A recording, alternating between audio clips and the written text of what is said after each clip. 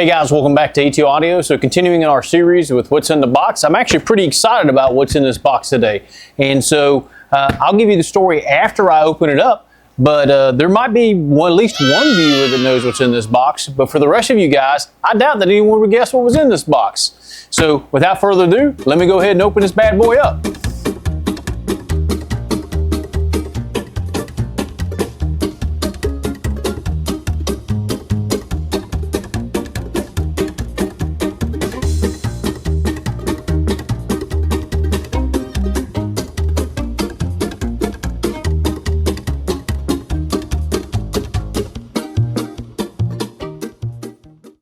All right guys, so this is the Realistic STA 2200.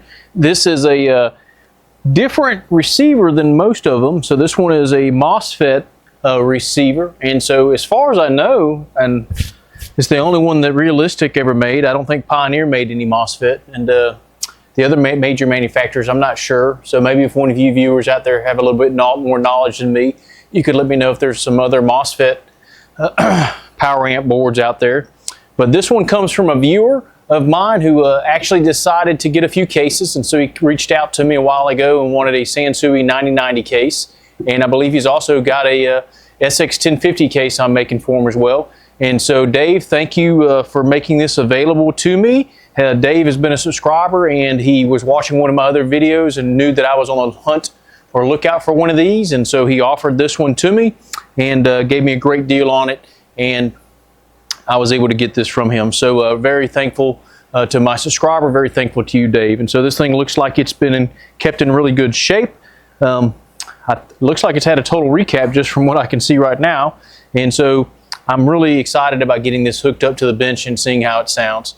So why don't you guys come on over to the bench with me, and we'll go ahead and get this hooked up and see what it sounds like. Here we are on the workbench. I've got this hooked up to a set of speakers. And so this thing looks fantastic. And so it has a little bit of damage here on the corner, slight bend, and this plastic cap, which I guess it frequently breaks on these, has broken. And so I'll probably use my 3D printer and maybe come up with one of these and create some new caps for this to make it look sharp. I might even change the color, because right now they're kind of like a gray which has been yellowed over time, and so I might either make it black, blue, who knows, I can make it whatever color I want.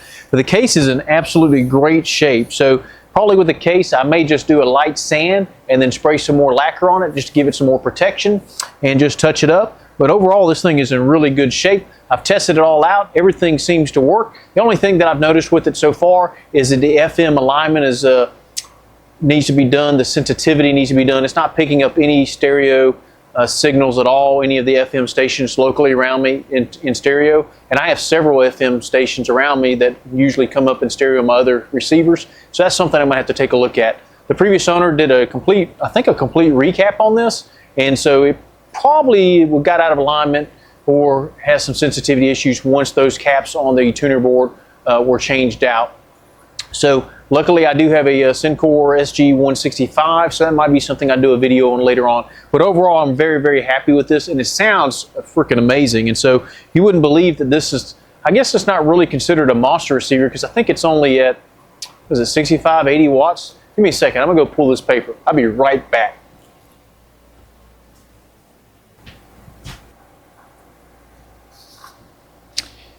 All right, so I'm back. So this receiver puts out 60 watts into 8 ohms with a total harmonic distortion of 0.02%. So the previous owner actually gave me the original magazine excerpt out of it and the original owner's manual, and then it looks like something he printed out, which is basically kind of a advertisement for when this receiver was made. And so for a stereo that only has 60 watts, this thing really, I think it must be underpowered. And so that may be something I check out too and see what it's really putting out, because it's really making my Pioneer PM100s kick. And so it sounds really good. It sounds a lot more powerful than what it actually is. So I'm pretty impressed so far with the unit and just how well maintained it was. So very, very happy with this. And so I'm going to go ahead and turn it on, let you guys take a quick peek, quick sound. I know you probably won't be able to appreciate it like I am, but trust me, if you see it in person, it really does sound good. It's kind of surprising, actually. So this is the last one in the series that I needed to complete. So I have the STA 2080, the STA 2000, the STA 2100, and the 2100D, and the STA 2300, and now the STA 2200. And like I said, this is a very unique receiver that the outputs are basically the MOSFET transistors in it. And so let me go ahead and turn it on for you guys so you can hear it. And this kind of turned into my theme song, so let's just play it.